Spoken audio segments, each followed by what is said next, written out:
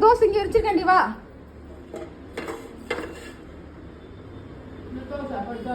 பாப்பாக்கு தோசை, பாப்பாக்கு தான் இது. வாங்க நாங்கள் வெளில போகிறோம். உனக்கு அதனால இப்போயே கொஞ்சம் லஞ்ச் வச்சுட்டு போகிறேன் சரியா?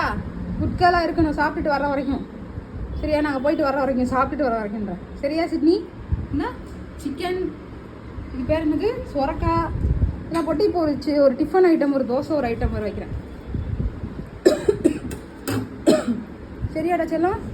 தோசை நான் தர்றேன், இங்கே வா, இந்த அக்கா தர்றேன் பாரு. இந்தா நல்லா இருக்கா?